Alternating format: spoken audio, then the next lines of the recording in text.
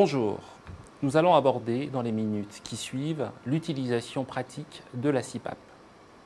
Le terme CPAP est un acronyme anglais pour Continuous Positive Airway Pressure, ce qui signifie en français ventilation en pression positive continue. La CPAP génère un flux de gaz afin de maintenir chez un sujet en ventilation spontanée une pression positive constante dans les voies aériennes, aussi bien durant l'inspiration que l'expiration. La valeur de cette pression positive s'échelonne en général entre 5 et 10 cm d'eau en situation aiguë chez l'adulte. Les effets physiologiques de la CPAP sont nombreux. Elle permet de maintenir ouvertes les voies aériennes supérieures, d'où son utilisation au long cours dans le syndrome d'apnée obstructive du sommeil. Mais la CPAP peut aussi être utilisée comme dispositif d'assistance respiratoire en situation aiguë, notamment au cours de l'œdème aigu du poumon cardiogénique, encore appelé OAP. Au cours de l'OAP, la CPAP permet d'améliorer à la fois la ventilation et la circulation. En effet, comme nous l'avons vu dans un autre enseignement, la CPAP, en générant une pression positive dans les voies aériennes, va augmenter la pression transpulmonaire ou pression de distension du poumon, ce qui permet de recruter les alvéoles collabées, de diminuer le travail respiratoire et d'améliorer les échanges gazeux. La CPAP a aussi de nombreux effets bénéfiques sur la circulation des patients en insuffisance cardiaque aiguë. Comme nous l'avons vu dans un autre enseignement, l'augmentation de la pression des voies aériennes va modifier les conditions de charge des deux ventricules, avec comme effets principaux dans cette situation une baisse de la précharge droite et de la post-charge gauche, ce qui va globalement améliorer l'hémodynamique des patients en insuffisance cardiaque aiguë. C'est pourquoi l'OAP est l'une des principales indications de la CPAP chez l'adulte en soins critiques. Il existe différents dispositifs permettant de générer la pression positive continue. Nous allons en voir trois exemples. La CPAP dite de Boussignac, un ventilateur dédié à la VNI et un ventilateur dit de réanimation. Mais pour commencer, il faut d'abord choisir l'interface qui sera placée entre le dispositif et le patient. Chez l'adulte en OAP, on préfère en général un masque facial qui recouvre à la fois le nez et la bouche, car la plupart des patients respirent au moins en partie par la bouche dans cette situation. Il est important de choisir une bonne interface qui épouse bien la forme du visage afin de minimiser les fuites et améliorer la tolérance de la CPAP. Il faut ensuite ajuster le masque au visage du patient et le fixer à l'aide d'attaches sans serrer trop fort pour éviter les lésions. Cette étape peut nécessiter une aide.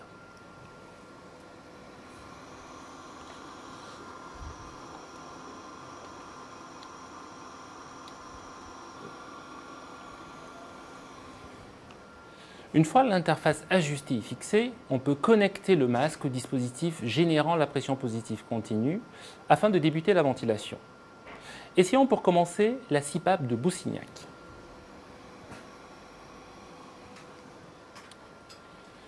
Avec ce dispositif, les gaz administrés aux patients, qui sont en général un mélange air-oxygène ou de l'oxygène pur, passent par le prolongateur vert et arrivent dans une chambre circulaire d'où ils ne peuvent s'échapper que par quelques micro-canaux qui provoquent des turbulences, générant une pression positive dont le niveau dépend du débit de gaz injecté.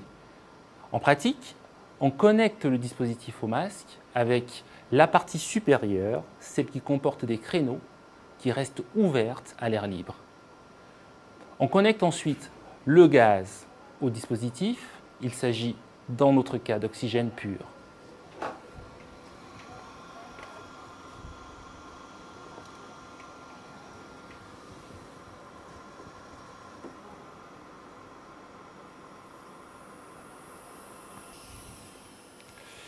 On peut vérifier le niveau de pression généré en connectant un manomètre à la chambre de pression.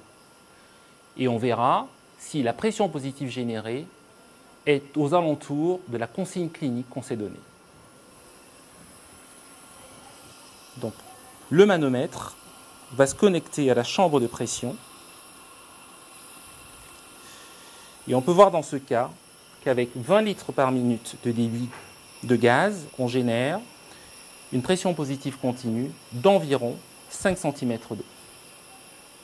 En augmentant le débit de gaz à 30 litres par minute, la pression générée grimpe aux alentours de 10 cm d'eau.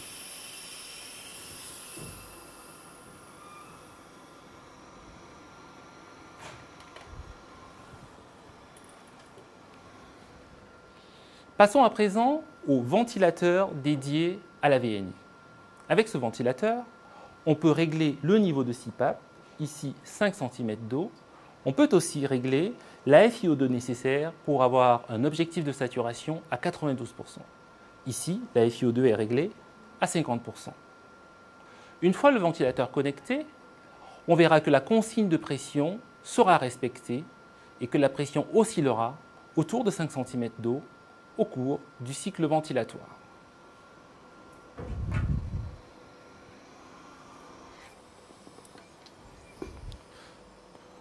La ventilation démarre et l'on peut voir la consigne de pression respectée avec une pression générée aux alentours de 5 cm d'eau. Pour vérifier l'efficacité de la CPAP, on va se baser sur des critères de surveillance simples, tels que la fréquence respiratoire, le volume courant, la saturation en oxygène et bien sûr l'examen clinique. Dans notre cas, on peut voir que la fréquence respiratoire reste élevée à 30 par minute, la saturation reste basse à 89% et la pression artérielle est aussi élevée à 165 mm de mercure. Peut-être que le niveau de CPAP n'est pas suffisant pour améliorer la ventilation et la circulation du patient. Nous allons donc augmenter le niveau de CPAP de 5 à 10 cm d'eau.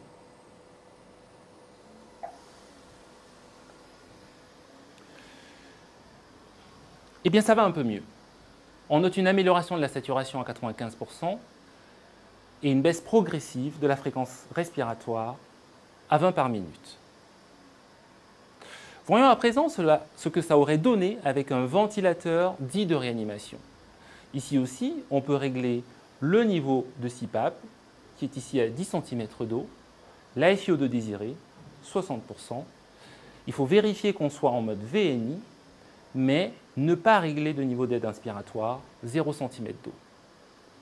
Une fois le ventilateur connecté à l'interface, on pourra aussi surveiller la consigne de pression positive et voir si elle est respectée autour de 10 cm d'eau, comme cela a été réglé.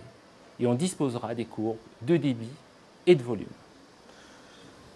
Donc nous allons déconnecter le ventilateur de VNI.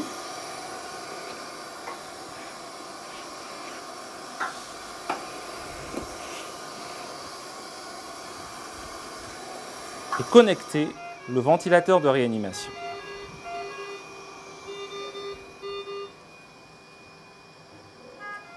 La ventilation est démarrée.